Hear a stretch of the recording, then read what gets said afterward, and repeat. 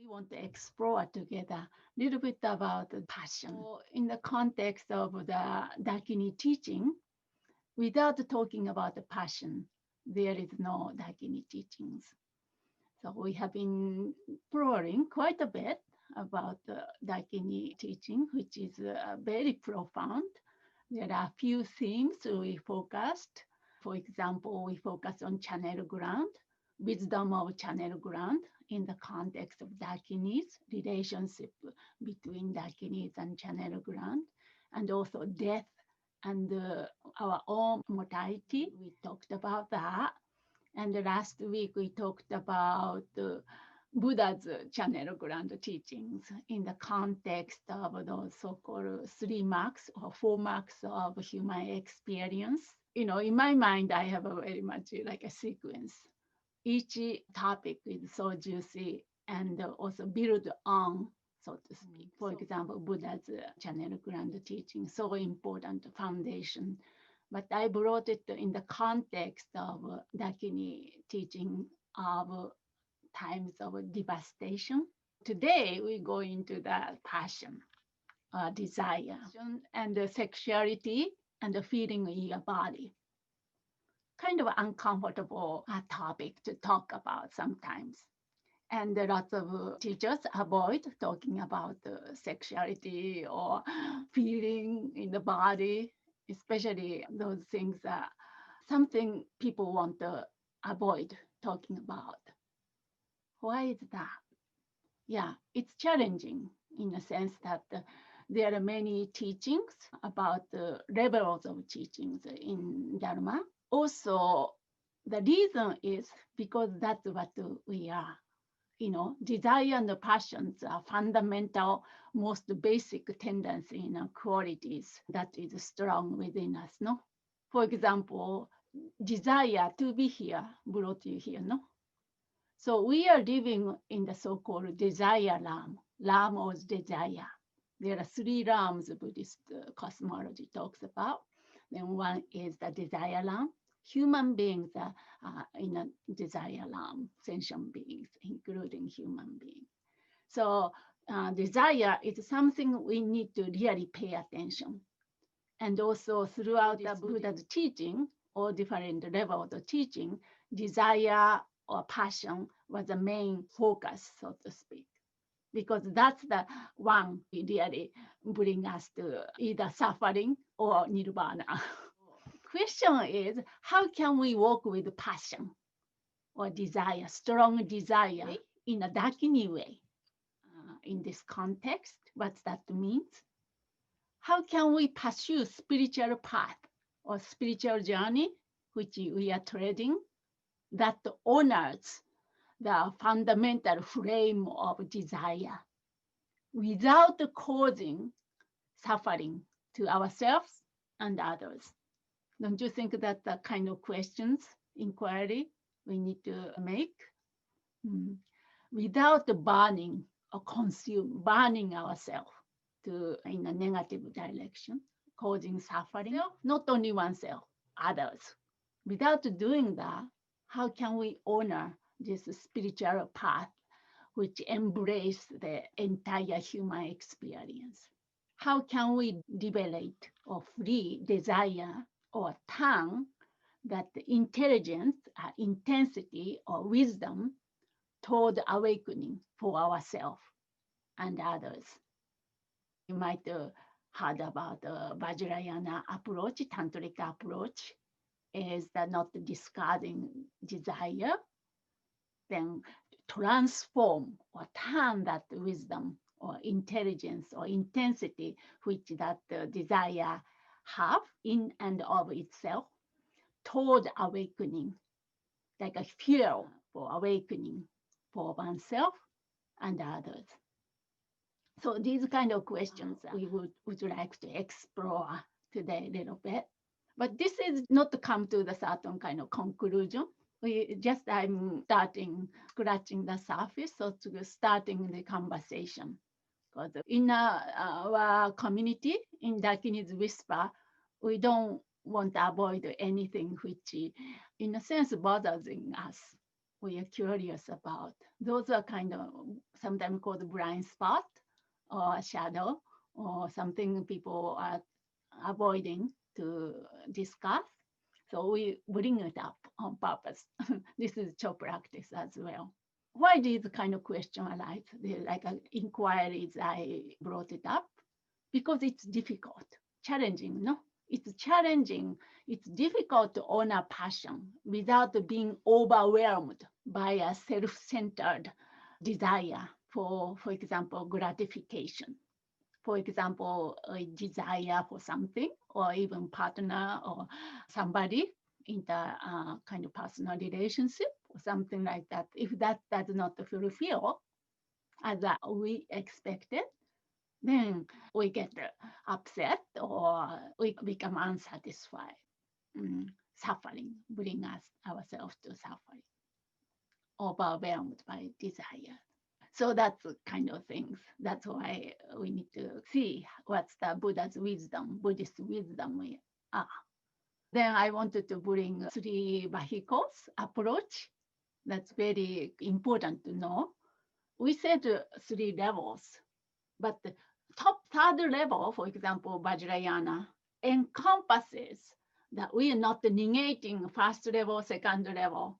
We not jump into the, for example, Tantra we are talking about, Tantric practice.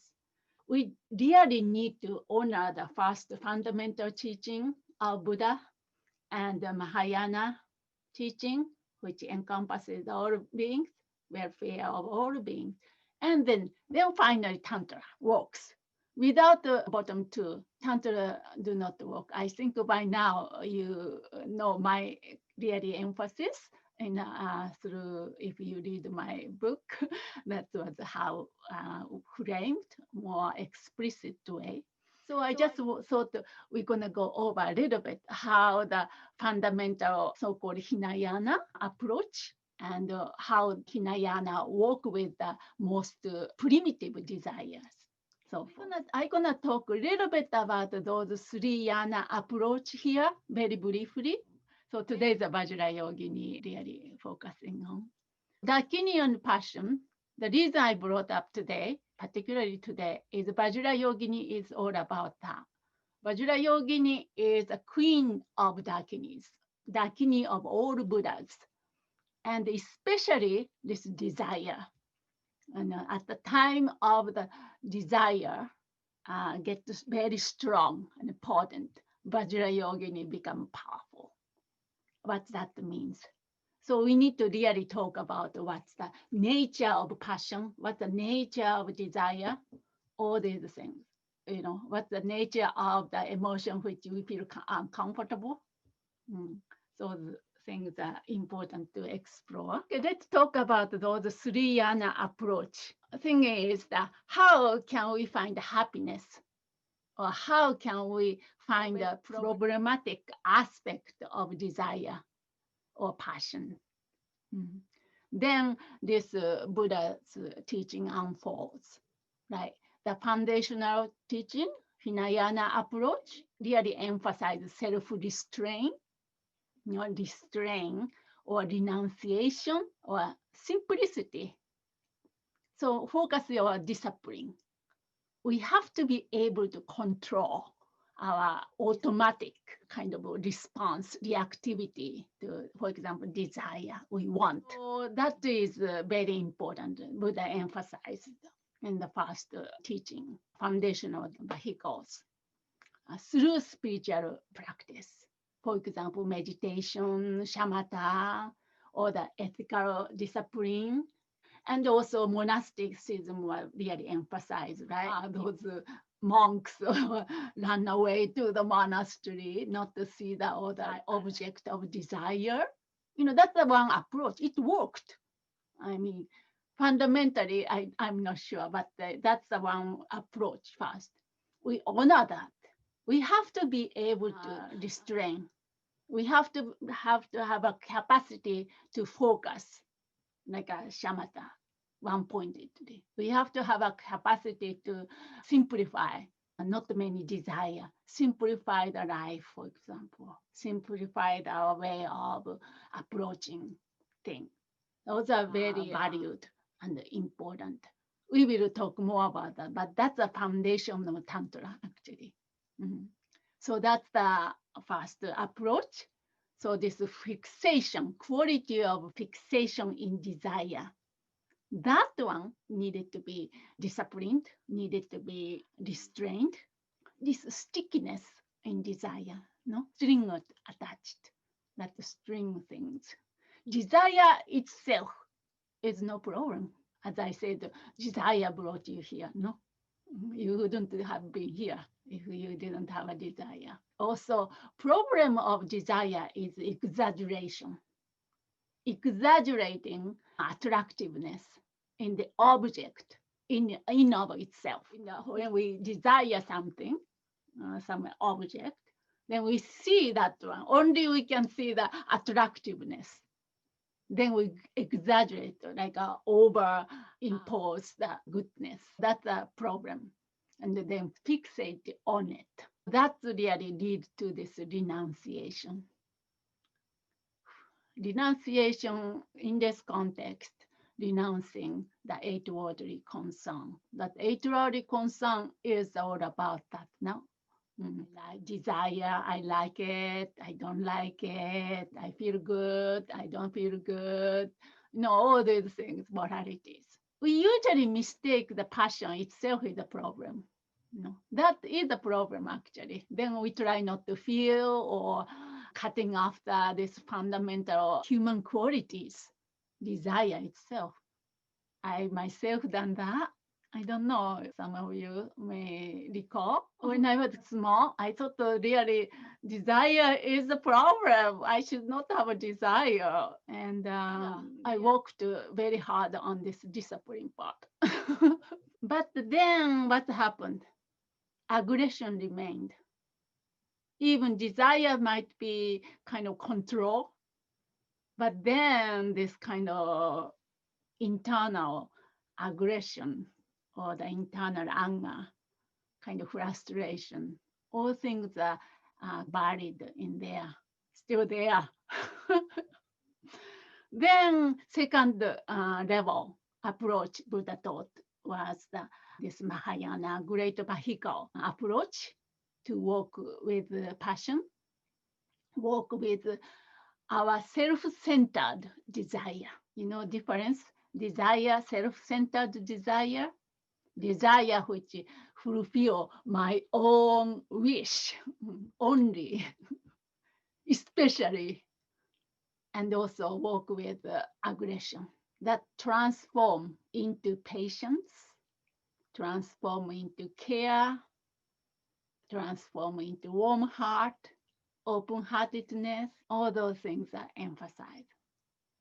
Now we are tapping into the fundamental nature of passion, this openness, fundamental intelligence express itself as bodhicitta, for example. Bodhicitta, which is innate, but need to be unveiled, need to be cultivated.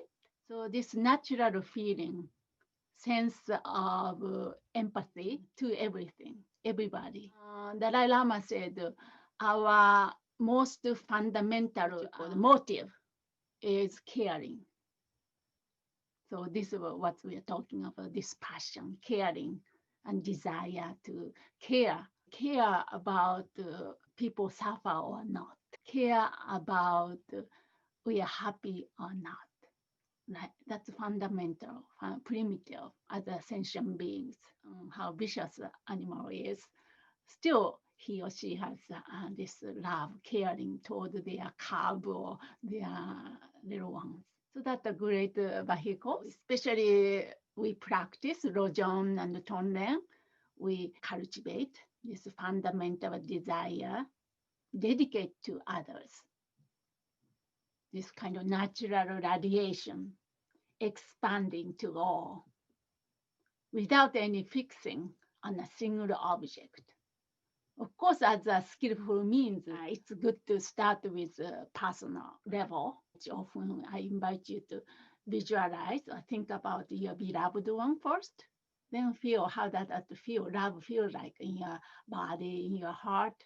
then start expanding to all beings. So this is a stage, learning to love without the string attached.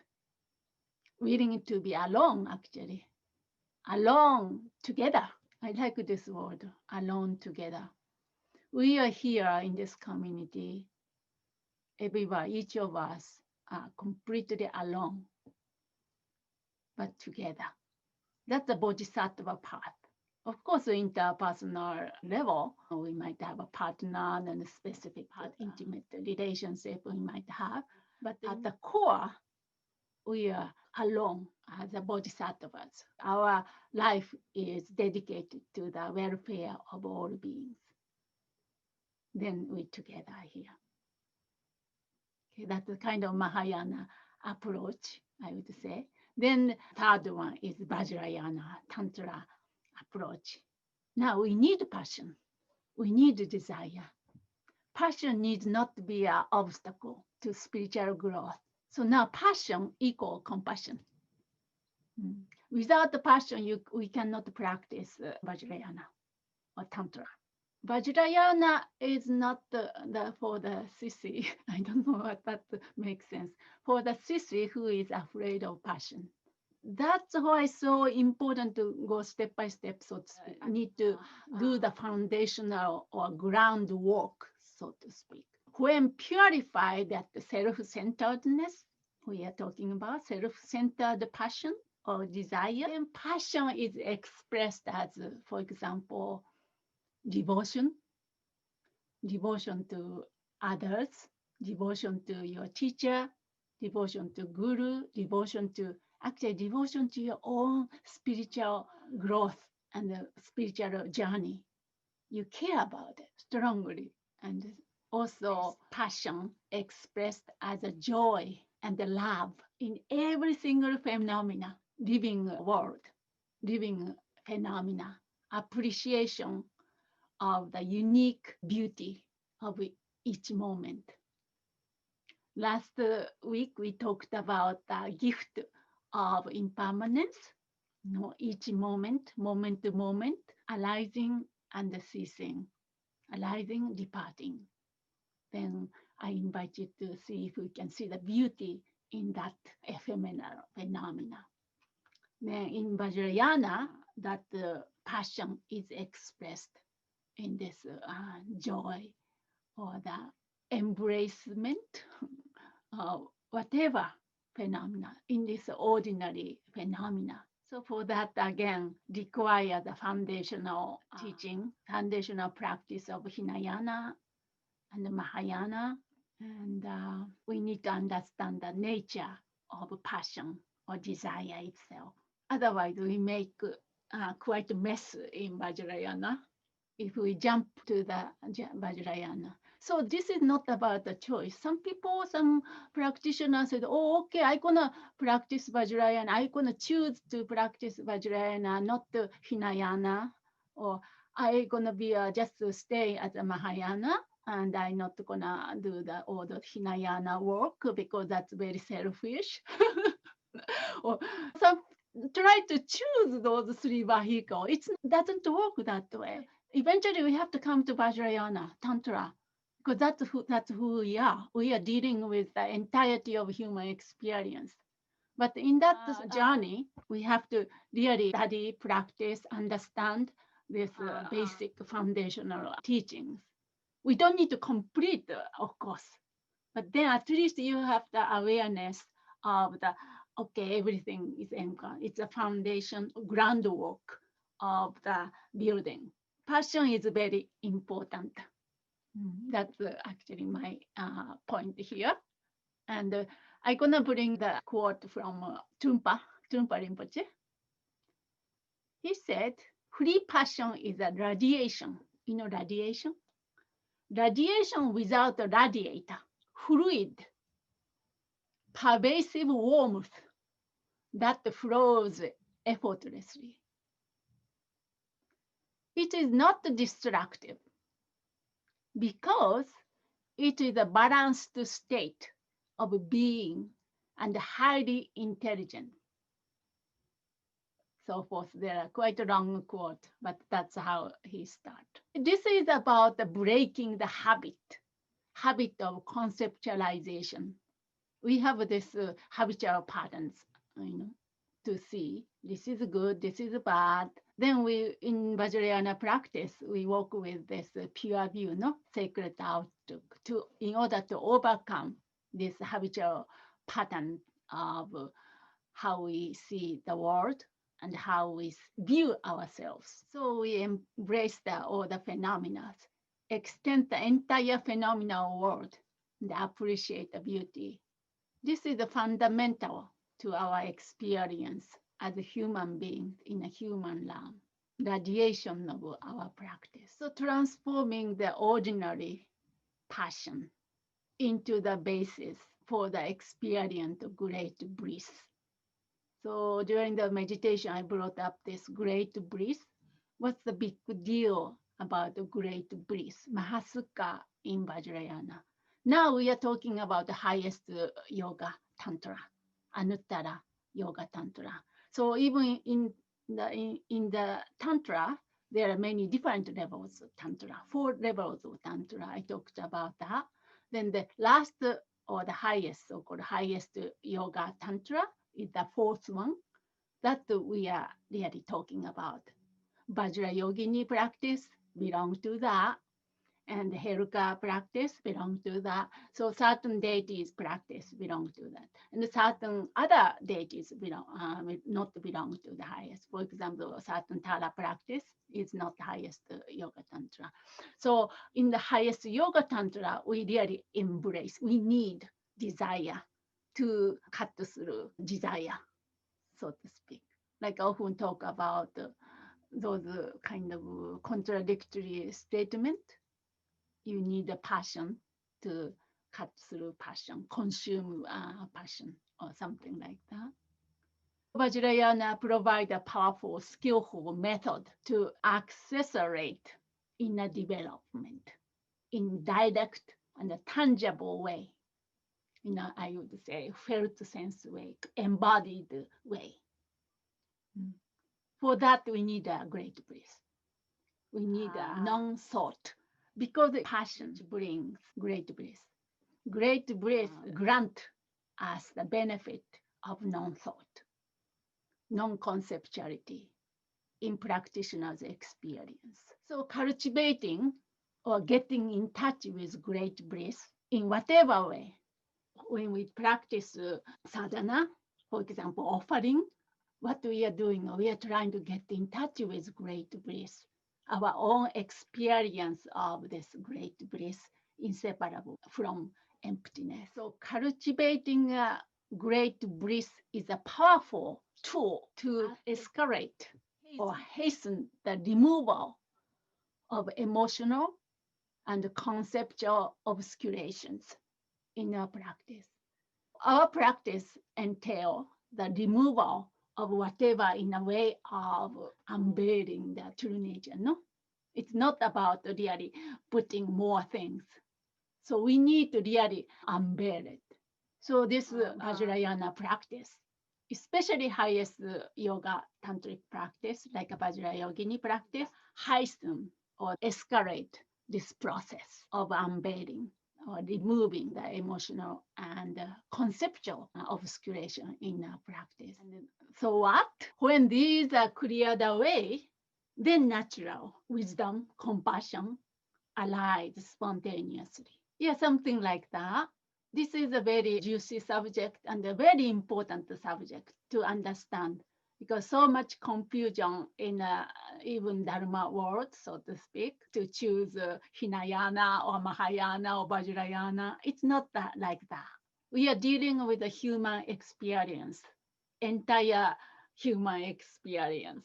I often talk about enlightenment is the complete embodiment of who and what we are, which means we need to deal with what these things, fundamental desire, fundamental quality of human passion. Okay, let's explore, continue, think about in our daily life, see how that manifests or expressed in your daily life. Desire at the root is an expression of the yearning for wholeness. No, we want to be whole. That's why we are here. No, we want to manifest, or we want to be complete whole. What the human capacity can do. That's brought us here. I think that's part of the result of your practice, no?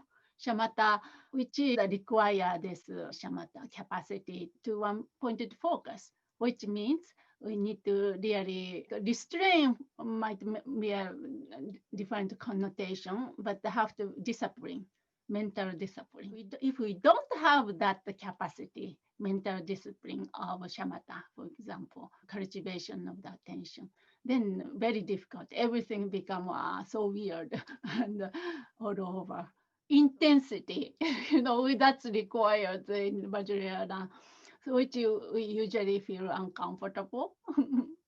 Especially some people who started to got drawn a little bit of Vajrayana, like curiosity or whatever, then started practice, then all these things come up, uncomfortable passion and desire. I don't want to deal with that. Then back off, so to speak. Anyways, each person has one's own experience. I think we're gonna explore. I just want to hear a little more about your human journey, spiritual journey in terms of desire, your relationship to desire. Because desire and passion has been one of the main theme or main things for me to really work with, or part of my human journey. I'm the only one who had to deal with desire. How about the Dakini gaze? Practice Dakini gaze. Have you looked at how Dakini gaze is? Intense, but completely raw, not the strings attached. Yeah. That's what I was saying. No other stuff. See, look at the object. If you said object itself, nature of the looking through, piercing through the object, nature of the object itself. This is the Dakini teaching as well. So see if we can practice that, what that means to each of you, Dakini's case. But if you say desire, I think of sexual desire. And I've just had to really face the fact recently that I've just always been utterly terrified of the feelings in my body that arise. And I've been just running away from it. And so when you said some months ago, you said something that about how, in highest yoga tantra, we use the kind of, at least what I got from what you was, it's something like ecstatic bliss, or something like we use. I understood you saying that we kind of use a lot of those similar feelings, we use them on the path. I was like, oh, isn't that funny? Like, isn't it funny that the world has brought me to the path that uses the thing that I've been running away from forever, like, which obviously is my medicine. So like, okay, it's time to face this. I can't run away from the fact I'm a human and I have feelings. So it utterly terrifies me. Like, but in highest yoga tantra, like a Vajrayogini, which we are kind of dealing with, Vajrayogini practice, we will embark inclusiveness with regard to desire, especially sexuality, is more than needed. It required in a spiritual context.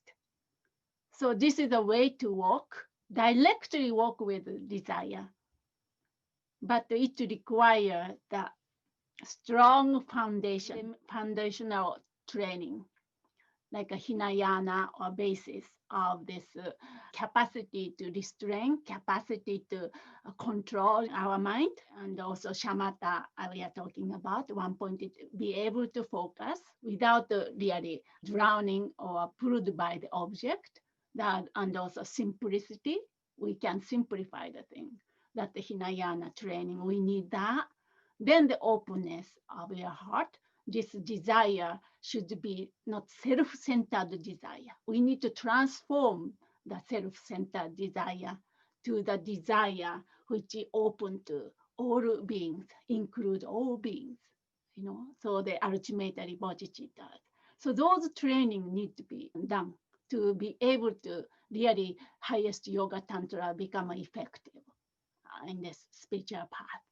That's why I'm inviting ourselves to do step by step. I really encouraging to embracing entire map journey of Buddha's teachings. So it's not about choosing. Actually, maybe you are not here when I was talking about. Some people choose. I will practice Vajrayana, not Hinayana or Mahayana. Nothing like that. Tantra encompasses the entire Buddha's spiritual map, geography, spiritual topography. Sexuality really brings up this intensity. Yeah, we can talk more about that. We can explore more in the body, feeling in the body. How can we use that in a spiritual practice, spiritual context? For me, when you were saying the connection to wholeness, I think a lot of times things that I've moved toward or grasped at some level felt like I would become more whole, if I had this or that or did this or that. Or so now that this or that isn't really what's going to make me whole, uncovering my wholeness is what's going to make me whole. Yeah, and we will dive into Vajrayana Yogini practice more. We already started, but more. But I think last week I talked a little bit about symbolism of what each Vajrayana Yogini's part or aspect. So when we look at the Vajrayana Yogini, for example, I have this little statue here. Look at it. This itself represents wholeness of passion, wholeness of human experience. For example, she holds a katanka. Katanka is a trident. Trident signifies the male principle. It's a Heruka representing. So she even she was not physically in a form, there's not union of the male and female Yabuyun form, but she is a complete awakened being. Then she holds a carved knife. You remember that means cutting the conceptuality. She beyond that concept, good or bad or all these things which we usually conceptualize. And she drinks the blood from the skull cup, signifying the great bliss. She's experiencing great bliss, inseparable from the emptiness. Outside white, inside red, that's the union of great bliss and then the emptiness. So she's the embodiment of that. Then her body is completely red. Red signifies this passion, pure passion, low passions, so forth, on and on. Actually, I've done that, a little bit of teaching. So when we look at that, then that's who you are, actually. That's who you are. Natalie talked about uncovering. So that is our journey. We want to uncover this, your true nature. Vajrayogini. This also, I talked about the different level of Vajrayogini, different levels or dimension of Dakinis, most profound or deepest dimensions or secret dimension of Vajrayogini is realization of core of who and what you are. Then compassionately expressed in this kind of form, especially this form is visualized or visioned, appeared in Naropa. This Dakini visited his vision repeatedly. That's why this is called Naropa, Naro Kacho, Naropa style Vajrayogini.